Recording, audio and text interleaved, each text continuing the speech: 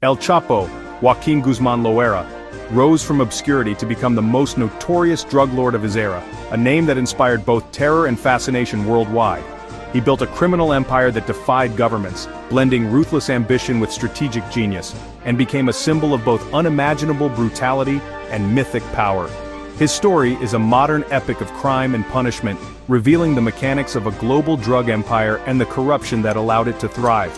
To understand El Chapo is to peel back the layers of myth and confront the harsh realities of power, violence, and survival. El Chapo's Sinaloa Cartel became a global powerhouse, its influence corrupting officials and dominating the drug trade with innovation and violence. He pioneered smuggling tunnels, narco-submarines, and ingenious concealment methods, making his cartel nearly untouchable. The cartel's expansion ignited brutal wars, leaving cities scarred and thousands dead, as violence became a tool of control. Behind the bloodshed was a logistical machine. El Chapo ran his cartel like a multinational corporation, laundering billions and moving drugs worldwide. This combination of corporate structure and ruthless enforcement made the Sinaloa Cartel the most formidable criminal organization of its time. So, El Chapo was born in this place called La Tuna in Sinaloa. It's a really far-off, poor area where growing drugs was just how people lived, and the government barely showed up. The tough mountains there were like a natural fort, and also a good spot for people who wanted to get rich outside the rules. In this kind of world, it was hard to tell the difference between a farmer and someone who moved drugs. Young Guzman quickly learned that growing illegal plants was the only way to get out of being poor. The tough surroundings made him strong, ambitious, and okay with violence. This set the stage for the powerful group he would build later.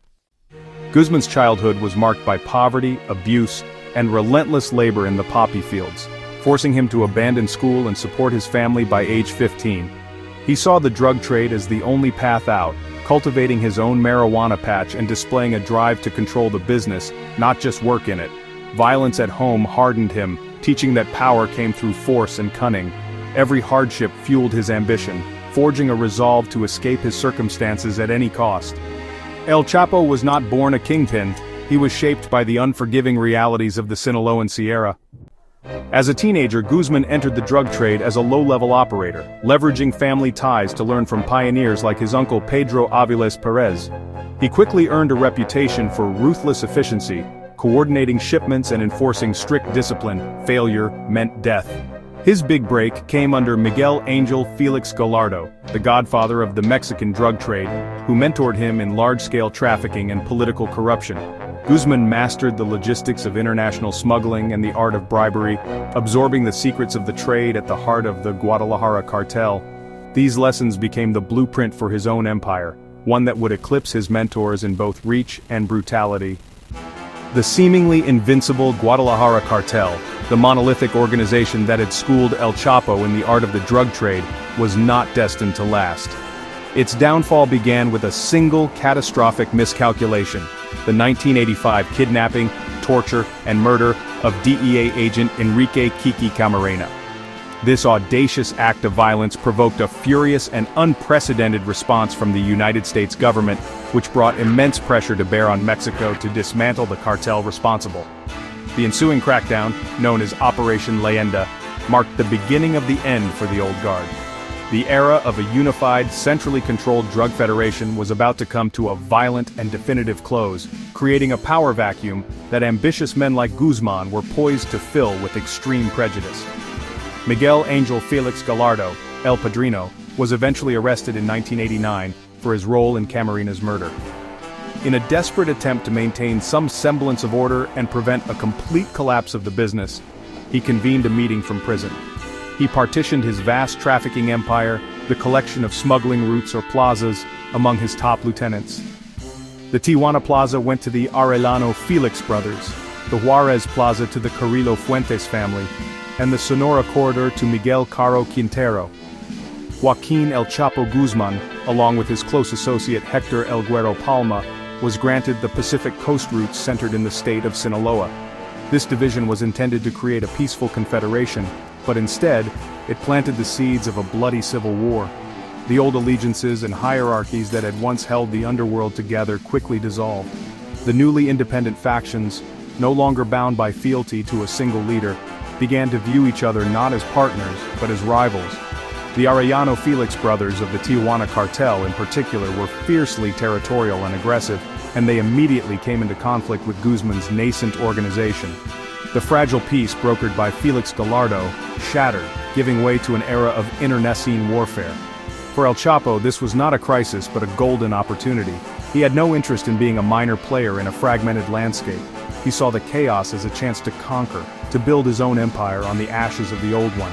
This period of fragmentation was the crucible in which the modern Sinaloa Cartel was forged. El Chapo, now a leader in his own right, was no longer just a subordinate taking orders. He was a general on a new battlefield, and he brought to the fight the same ruthless efficiency and strategic vision he had honed for years. He understood that in this new, brutal calculus of power there was no room for sentiment or half measures. Survival, and indeed dominance, would depend on who was willing to be more innovative, more violent, and more ambitious than their rivals. The game had changed, and El Chapo was ready to write the new rules, using bloodshed and betrayal as his ink. With the old federation in ruins, Joaquín Guzmán wasted no time in consolidating his power base. He, alongside Hector Palma and the charismatic Ismael El Mayo Zambada, officially formed what would become known as the Sinaloa Cartel. It was an organization built on a different model than its predecessor. Where Felix Gallardo's cartel was a relatively centralized hierarchy, the Sinaloa Cartel operated more like a decentralized network of allied semi-independent factions. This structure provided immense flexibility and resilience, making it far more difficult for law enforcement to decapitate. If one leader was captured or killed, another could seamlessly step in to manage their part of the operation, ensuring the enterprise as a whole continued to function and thrive with minimal disruption. From its inception, the Sinaloa Cartel was defined by El Chapo's aggressive expansionist vision. He was not content to simply control his designated corridor along the Pacific. He immediately sought to challenge his rivals for control of their more lucrative smuggling routes, particularly the coveted Tijuana and Juarez plazas, which offered the most direct access to the massive drug markets in California and Texas. This ambition inevitably led to open warfare.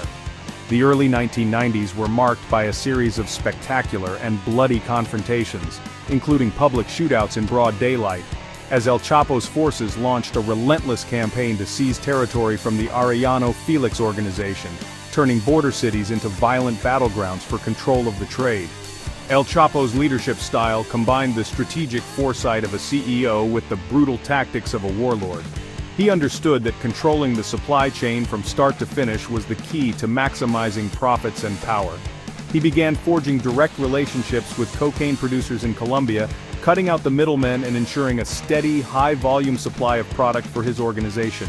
He invested heavily in logistics and infrastructure, not just in Mexico, but across the hemisphere. This vertical integration gave his cartel a significant competitive advantage, allowing him to undercut his rivals on price while delivering a more reliable product to his distributors north of the border, thereby capturing a larger market share. This new organization also cultivated a distinct identity, deeply rooted in the culture of its home state. The Sinaloa Cartel presented itself as an organization of pragmatic businessmen, albeit in an illegal trade, contrasting with the more flamboyant and reckless violence of their rivals in Tijuana. Guzmán carefully fostered a Robin Hood-like image in his home turf, providing jobs, building infrastructure, and offering protection to local communities. This created a powerful social base of support, a network of loyal eyes and ears that shielded him from the authorities and provided a near impenetrable sanctuary in the mountains of the Sierra Madre. This combination of business acumen, strategic violence, and social control was the bedrock upon which he built his empire. What truly set El Chapo apart from his contemporaries was his sheer unadulterated genius for smuggling. He was not just a trafficker, he was a pioneer, an innovator who revolutionized the logistics of the drug trade. He approached the challenge of moving narcotics across the heavily guarded United States-Mexico border not as a simple problem of concealment, but as a complex engineering and logistical puzzle to be solved. His most legendary contribution was the popularization and perfection of the so-called narco tunnel. While rudimentary tunnels had existed before, Guzmán transformed them into sophisticated subterranean highways designed for industrial-scale smuggling, feats of engineering that left law enforcement officials completely stunned by their complexity and efficiency. These were not crude holes in the ground. The tunnels commissioned by El Chapo were often more than a mile long, stretching from a warehouse in a Mexican border town to a discreet exit point deep inside United States territory. They were equipped with structural supports, advanced lighting systems, and crucial ventilation shafts to allow for continuous operation. Some of the most advanced tunnels even featured electric rail systems, allowing small carts to transport tons of cocaine, marijuana, and methamphetamine with incredible speed and efficiency. This level of sophistication required a massive investment of capital and the recruitment of professional architects and engineers, demonstrating Guzmán's commitment to reinvesting his profits back into the operational capacity of his criminal enterprise. Guzmán's ingenuity was not limited to what lay beneath the earth. He diversified his smuggling portfolio, creating a multimodal transportation network that was, honestly, nearly impossible to completely shut down. He commissioned a fleet of semi-submersible vessels, stealthy narco-subs that could carry several tons of cocaine from the coasts of Colombia and Ecuador, traveling just below the surface of the Pacific Ocean to evade radar and patrol boats. He also mastered the art of concealment within legitimate cargo. His organization famously hollowed out fire extinguishers, packed cocaine into cans of jalapeno peppers, and even hid narcotics inside frozen fish, using the vast flow of cross-border commerce as a shield for his illicit shipments. This relentless innovation constantly kept law enforcement agencies on the back foot. Just as authorities would discover and adapt to one smuggling method, El Chapo's organization would have already developed and deployed several new ones. This operational agility was a key factor in the Sinaloa Cartel's dominance. While his rivals were often stuck in their ways, Guzmán embraced a philosophy of continuous improvement and creative problem-solving. It was this corporate-style approach to the criminal underworld, treating smuggling as a research and development challenge, that allowed him to move more product more reliably than anyone else, flooding the United States with narcotics and building a fortune that ran into the billions of dollars. Under El Chapo's command, the Sinaloa Cartel mutated from a regional trafficking organization into a truly global criminal empire. Its reach extended far beyond the Americas, establishing operational nodes and distribution networks on every continent except Antarctica. Guzmán envisioned a narcotics conglomerate with a worldwide footprint, and he methodically set about building it. He dispatched emissaries to Europe, Australia, and Asia to open new markets for cocaine and methamphetamine, transforming his cartel into a multinational corporation of crime. This global expansion diversified his revenue streams and made his organization less vulnerable to law enforcement pressure, ensuring its long-term viability and profitability. The logistics of this global enterprise were staggering in their complexity and scale. Supply lines that began in the Andean coca fields now stretched across oceans. Cocaine would be shipped from South America not only to Mexico, but also directly to West Africa, which became a key transit hub for smuggling drugs into the lucrative European market. Methamphetamine, produced in industrial-scale superlabs in Mexico, was shipped to markets as far away as Australia and Southeast Asia. To manage this sprawling network, Guzmán relied on a sophisticated command and control structure, using encrypted communications and a network of trusted lieutenants to oversee operations across dozens of countries, effectively managing a shadow global economy. A crucial element of this global expansion was the cartel's ability to forge alliances with other criminal organizations around the world. In Europe, they partnered with powerful Italian mafia clans like the 'Ndrangheta to handle distribution. In the United States, they supplied a vast web of street gangs, prison gangs, and outlaw motorcycle clubs, outsourcing the risky retail-level sales while they controlled the far more profitable wholesale supply. El Chapo acted as a chairman of a criminal board, building a coalition of partners who all profited from the Sinaloa Cartel's supply chain. This collaborative model allowed for rapid market penetration and minimized direct conflict in foreign territories. This expansion cemented El Chapo's status as the most powerful drug lord on the planet. By the late 2000s, United States officials estimated that the Sinaloa Cartel was responsible for smuggling more than half of all illegal narcotics entering the United States. He was no longer just a Mexican problem, he was a global threat. His organization destabilized governments, fueled addiction crises, and spread corruption across the globe. He had successfully built an empire that rivaled the wealth and reach of many legitimate Fortune 500 companies, an empire built entirely on a foundation of drugs, violence, and corruption. The immense power and wealth amassed by the Sinaloa Cartel were not acquired peacefully. They were seized through a campaign of relentless and brutal warfare. El Chapo's reign was defined by near-constant conflict, as he sought not just to defend his territory but to aggressively expand it by conquering the lucrative smuggling corridors, or plazas, controlled by his rivals. The most significant and bloody of these conflicts was the war against the Juarez cartel, led by the Carrillo Fuentes family. The city of Ciudad Juarez, sitting directly across the border from El Paso, Texas, was the crown jewel of smuggling routes into the United States, and Guzmán was determined to control it at any cost. This ambition plunged the border region into a maelstrom of violence unlike anything seen before in Mexico's history. The conflict in Juarez was not a series of isolated skirmishes, but an all-out war for territorial dominance. Both cartels deployed heavily armed sicarios or hitmen, who battled for control of the city street by street, block by block. The violence was characterized by its shocking brutality and its public nature. Car bombs, mass executions, and decapitations became horrifyingly common tactics, designed not only to eliminate rivals, but also to terrorize the local population and intimidate law enforcement. The city became a charnel house, with its murder rate skyrocketing to become the highest in the world. For El Chapo, this bloodshed was simply the cost of doing business, a necessary investment to secure the most profitable asset in his expanding criminal portfolio. Simultaneously, the Sinaloa Cartel waged other wars on multiple fronts. The long-standing feud with the Arellano Felix brothers continued to rage in Tijuana, another critical border crossing.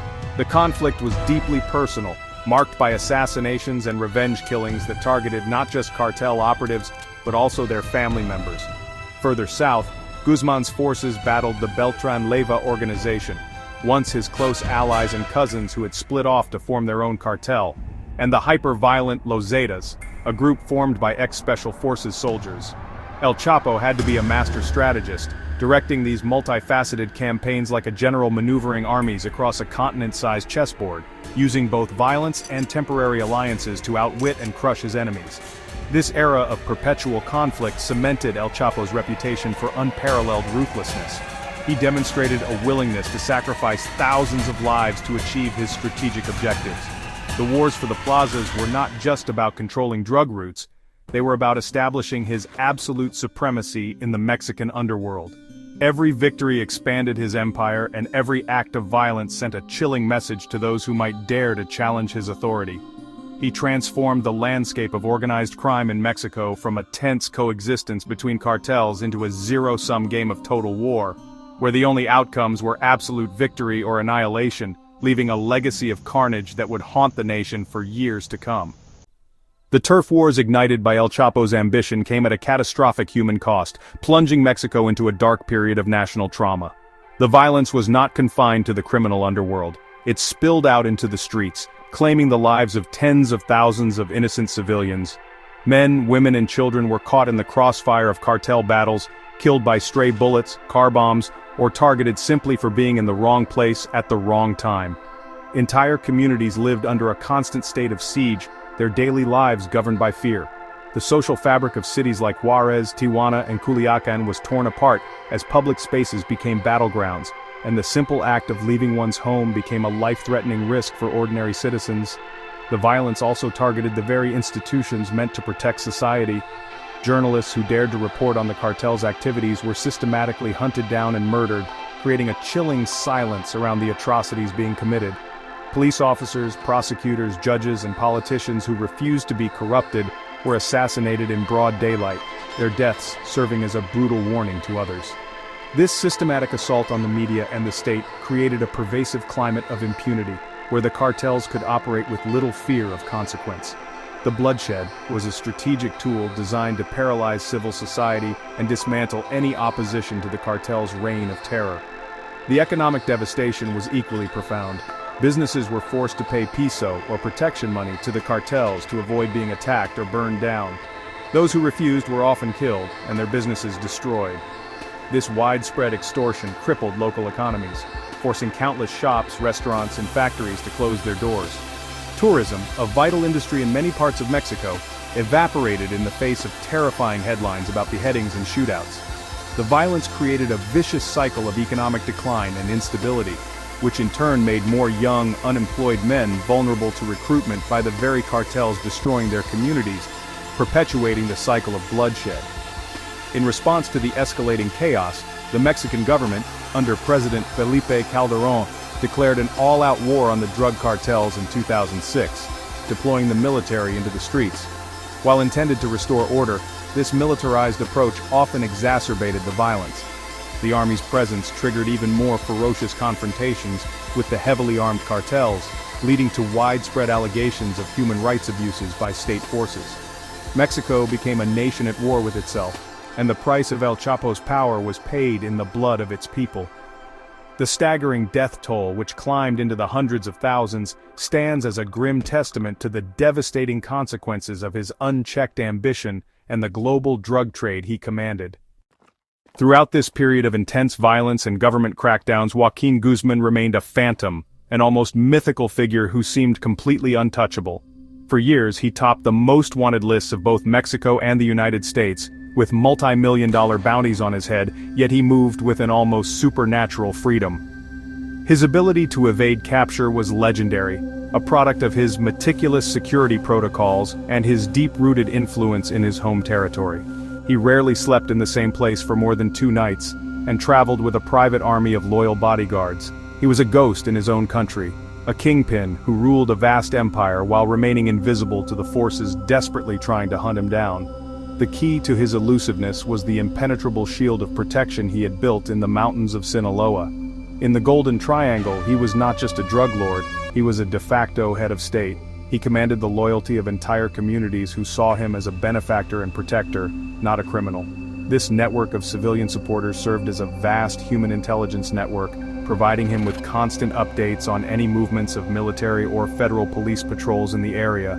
Strangers were immediately reported, and any sign of an impending raid would give him hours, if not days, of advance warning to melt away into the rugged, inaccessible terrain that he knew better than any soldier. Beyond his popular support, El Chapo was a master of operational security and escape artistry. He constructed a network of safe houses throughout Culiacan, the capital of Sinaloa, that were all interconnected by a series of secret tunnels. These were not smuggling tunnels, but personal escape routes. Hidden behind bathtubs or underneath beds, steel-reinforced doors would open into a sophisticated network that connected to the city's municipal drainage system. If authorities raided one house, he could simply slip through a hidden passage, navigate the sewer system, and emerge in another safe house several blocks away, vanishing without a trace. This intricate infrastructure made capturing him in an urban environment a near impossible task. This aura of invincibility only added to his legend. While other cartel leaders were being captured or killed, El Chapo seemed to operate on a different plane, always one step ahead of his pursuers. He was the ultimate survivor, a testament to the power of corruption, popular support, and cunning strategy. For more than a decade following his first prison escape in 2001, he was the most powerful and elusive criminal on the planet. His ability to remain at large while actively managing a global enterprise and waging multiple wars simultaneously solidified his status as a folk hero to some and a terrifying specter to others, the untouchable kingpin of the Sinaloa Cartel. The true foundation of El Chapo's power and his seeming invincibility was not his army of sicarios or his network of tunnels, but his systematic and pervasive corruption of the state. He wielded his immense fortune as his most effective weapon, using bribes to transform the very institutions meant to fight him into his protectors. His philosophy was encapsulated in a simple phrase, plata o plomo, meaning silver or lead. Officials at every level of government, from local police officers on the beat to high-ranking military generals and federal politicians, were given a choice: accept a lucrative bribe and look the other way, or face a violent death. For many, the choice was tragically simple, allowing Guzmán to buy the impunity he needed to thrive. The Sinaloa Cartel's bribery operation was as sophisticated and well-organized as its drug trafficking logistics. They maintained detailed ledgers of corrupt officials, tracking payments made to police commanders, airport officials, mayors, and governors. This corruption ensured that drug shipments passed through checkpoints uninspected, that sensitive information about planned law enforcement operations was leaked in advance, and that arrested cartel members were quickly released. The arat was so deep that entire police departments effectively became private security forces for the cartel. This influence turned the state against itself, with corrupted units often fighting against honest ones, creating a level of institutional chaos that Guzmán expertly exploited to his advantage. This culture of corruption extended to the highest echelons of power in Mexico. During his United States trial, witnesses testified that El Chapo's cartel had paid hundreds of millions of dollars in bribes to top officials, including former presidents and heads of federal security agencies. These staggering allegations painted a picture of a narco state, where the lines between the government and organized crime were hopelessly blurred. El Chapo wasn't just breaking the law, he was purchasing it. He understood that controlling politicians and security chiefs was far more effective than simply fighting their subordinates on the street. This high-level protection was the ultimate insurance policy for his empire, shielding it from any truly existential threat from within Mexico. Ultimately, this pervasive corruption was the most corrosive legacy of El Chapo's reign. It eroded public trust in institutions, undermined the rule of law, and created a deep-seated cynicism that persists to this day. By turning public servants into private employees, he demonstrated that in his world, justice was for sale and loyalty could be bought. While the shootouts and tunnels made for sensational headlines, it was this quiet, insidious conquest of the state through bribery that enabled his long and violent reign. He proved that an empire of crime could not only survive but flourish, as long as it had enough money to purchase the silence and complicity of those in power.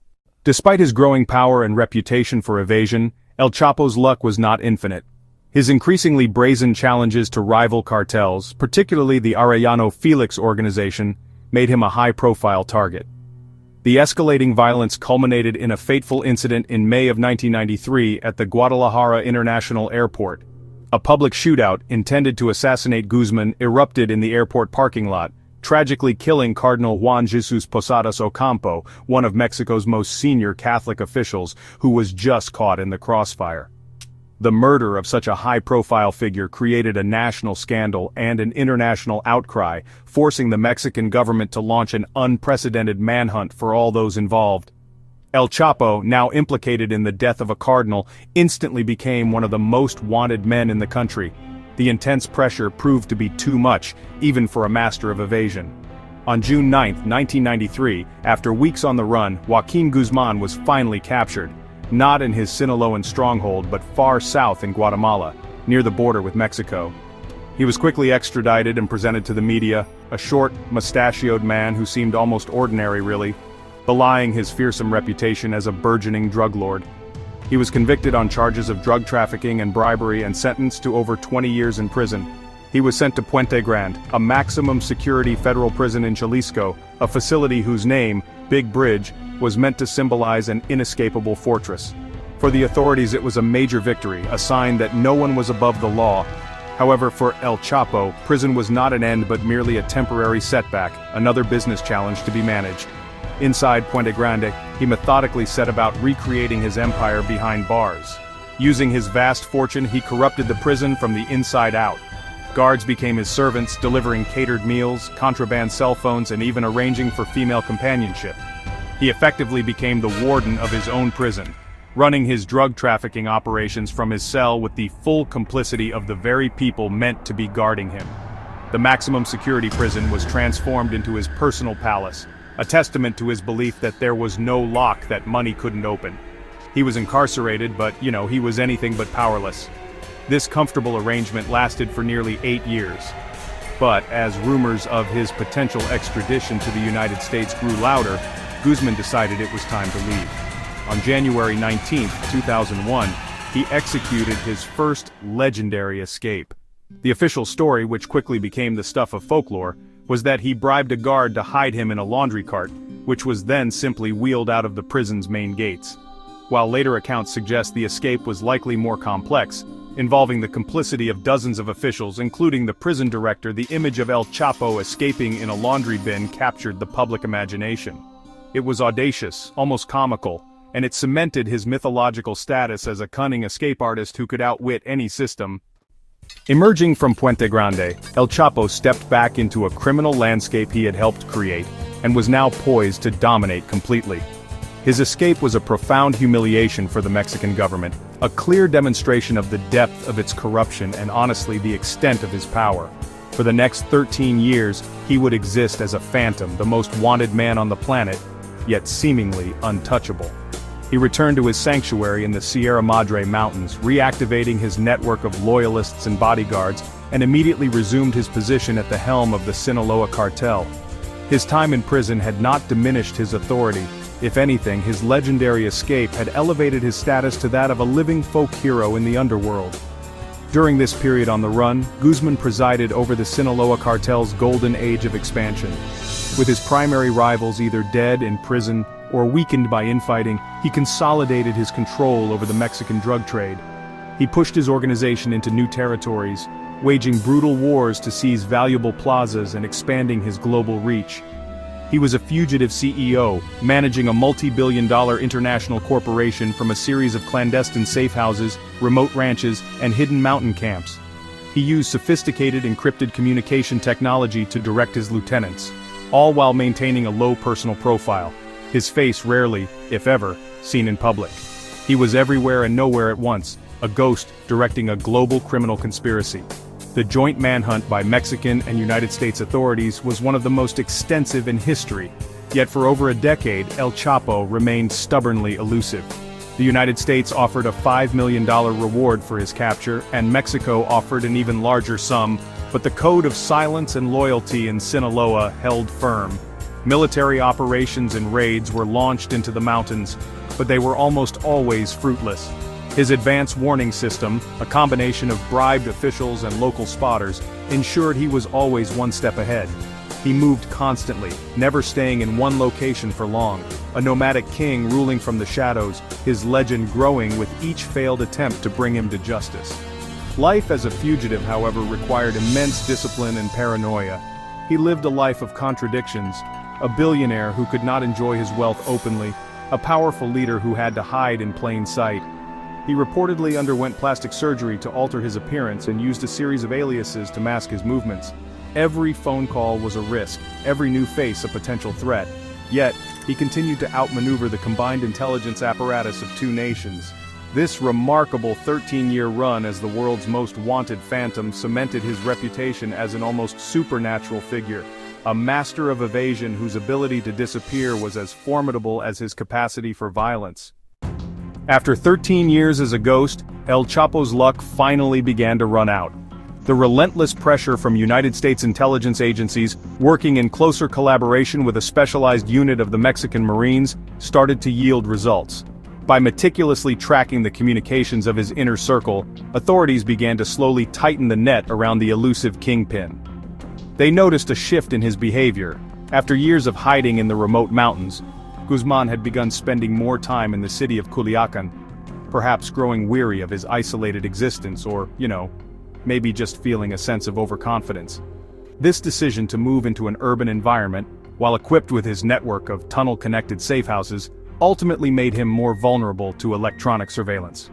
The final pursuit began in early February 2014. A series of coordinated raids by the Mexican Marines, guided by United States intelligence, targeted several of Guzmán's safe houses in Culiacán. In at least 2 instances, they narrowly missed him, arriving just minutes after he had vanished through his now infamous hidden tunnels. The Marines found the secret hatches under bathtubs and followed him into the city's drainage system, but he managed to slip away each time. However, the noose was tightening. The raids led to the capture of several key lieutenants and, crucially, the seizure of cell phones that provided a clearer picture of his movements. Fleeing the intense heat in Culiacán, El Chapo made a critical mistake. He sought refuge in the coastal resort city of Mazatlan. Unlike his fortified homes in Culiacán, the Mazatlan location was a regular condominium, chosen for its anonymity, but lacking his bespoke escape routes. On the morning of February 22, 2014, acting on precise intelligence, the Mexican Marines stormed the 4th-floor apartment without firing a single shot. They found Joaquín Guzmán in bed with his wife, the world's most wanted man. The phantom who had eluded capture for 13 years was taken into custody in a stunningly quiet and anticlimactic raid. His capture was hailed as a monumental victory for the Mexican government and a triumph of international cooperation. The world breathed a collective sigh of relief, believing that the reign of the untouchable kingpin was finally over for good. This time, the authorities were determined not to make the same mistake. El Chapo was flown to Altiplano Federal Prison, considered to be Mexico's most secure penitentiary, a facility designed to hold the country's most dangerous criminals. He was placed under constant, 24-hour surveillance, his every move monitored by cameras. The message was clear: there would be no more laundry carts, no more corrupted guards, and no more escapes.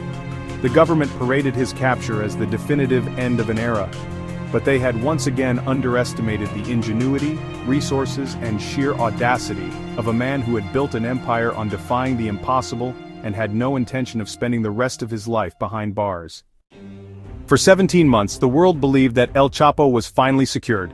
Confined to his cell in the supposedly escape-proof Altiplano prison, he was subjected to the strictest security regimen in the Mexican penal system. His cell was under constant video surveillance, and he was forced to move between cells randomly to disrupt any potential plans.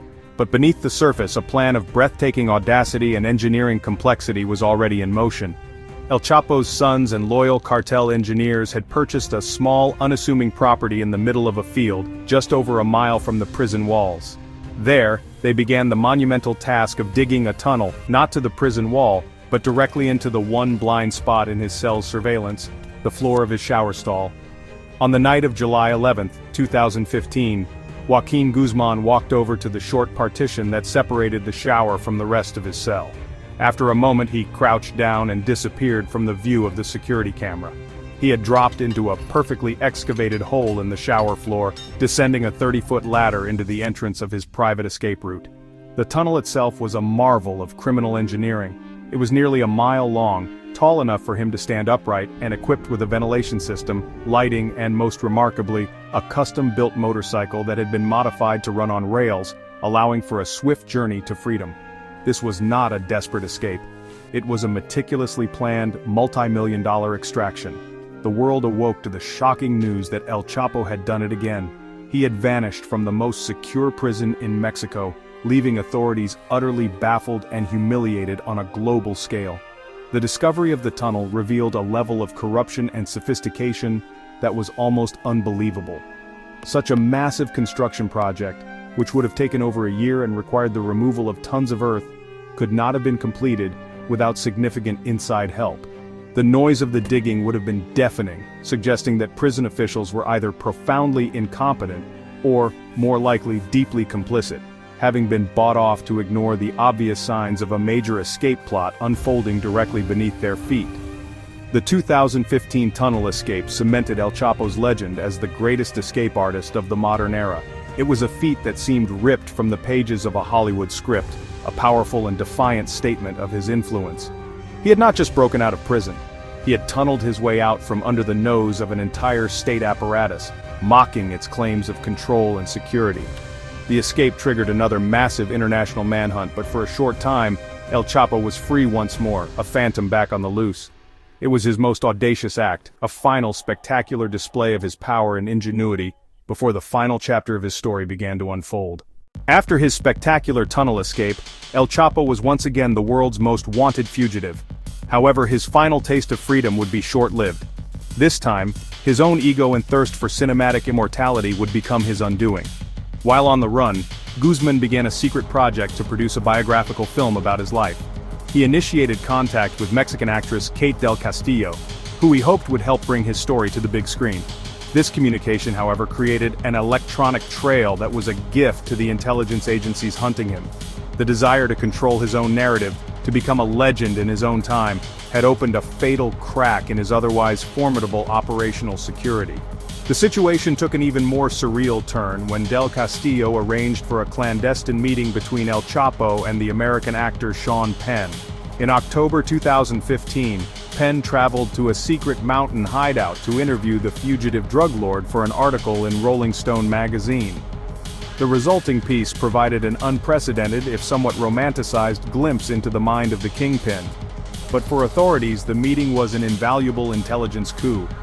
Tracking the movements and communications of the actors involved provided crucial clues that helped them pinpoint Guzmán's general location in the mountains of Sinaloa, further tightening the net that had been closing in ever since his escape. The final act came on January 8, 2016. Acting on a tip, Mexican Marines raided a house in the coastal city of Los Mochis, Sinaloa. A fierce, bloody firefight erupted as Guzman's heavily armed bodyguards tried to fend off the assault. During the chaos, El Chapo and a top lieutenant escaped through yet another hidden tunnel, emerging a mile away and stealing a car to flee. However, a statewide alert was issued, and the stolen vehicle was quickly spotted and intercepted by federal police on a highway outside the city. This time, there was no dramatic escape. The world's most elusive criminal was captured ignominiously during a routine traffic stop, his final run from the law ending not with a bang, but with a whimper. The Mexican government, having been twice humiliated by his escapes, was taking no more chances. They knew that holding him in Mexico was an untenable risk, as his power to corrupt and intimidate from behind bars was simply too great. The decision was made to grant the long-standing extradition request from the United States, where he would face charges in a legal system he could not bribe or tunnel his way out of. On January 19, 2017, almost a year to the day after his final capture, Joaquín El Chapo Guzmán was put on a plane and flown to New York, leaving behind the country he had terrorized and controlled for decades to finally face American justice. The trial of Joaquín Guzmán, which began in a Brooklyn federal courthouse in November 2018, was a spectacle of unprecedented scale. It was the most expensive federal trial in United States history, a legal reckoning for decades of criminal activity. For 13 weeks, the world watched as prosecutors methodically laid out the case against him, building a portrait of a ruthless and meticulous kingpin. They called upon a parade of 56 witnesses, including former high-ranking cartel associates, Colombian suppliers, and even a former mistress, who had all turned state's evidence. Their testimony painted a chilling and detailed picture of the inner workings of the Sinaloa Cartel's global drug empire, an enterprise built on staggering profits and unimaginable violence. The jurors heard harrowing tales of bribery, torture, and murder, often ordered by Guzmán himself. Witnesses described how he personally executed rivals and disloyal employees, detailing gruesome acts of violence that stripped away any lingering Robin Hood myth. They spoke of billion-dollar cocaine shipments, sophisticated smuggling operations, and a web of corruption that reached the highest levels of the Mexican government, including allegations of a $100 million bribe paid to a former Mexican president. The sheer weight of the evidence presented was overwhelming, leaving little doubt about his role as the leader of one of the most powerful and murderous criminal organizations in history. The legend was confronted with the brutal reality of his actions. On February 12, 2019, after a week of deliberation, the jury found Joaquín Guzmán guilty on all 10 counts, including operating a continuing criminal enterprise, drug trafficking, and firearms charges. It was a decisive and unequivocal verdict. A few months later, he was sentenced to life in prison plus 30 years, an unbreakable sentence ensuring he would never again see the light of day as a free man. The judge also ordered him to forfeit more than $12.6 billion, a conservative estimate of the profits he had amassed during his reign as the leader of the Sinaloa Cartel, a fortune built on a river of blood and drugs that flowed north. Today, Joaquín El Chapo Guzmán is incarcerated at ADX Florence, the federal supermax prison in Colorado known as the Alcatraz of the Rockies. He spends 23 hours a day in solitary confinement within a small concrete cell, his life reduced to a monotonous routine under the tightest security imaginable. The man who once commanded a global empire, who bent governments to his will and escaped from 2 maximum security prisons, is now trapped in an American cage from which there is no escape. His fall serves as a stark conclusion to a life defined by a relentless pursuit of power, a dramatic end to the myth of the untouchable kingpin, and a final quiet chapter in the bloody saga of El Chapo.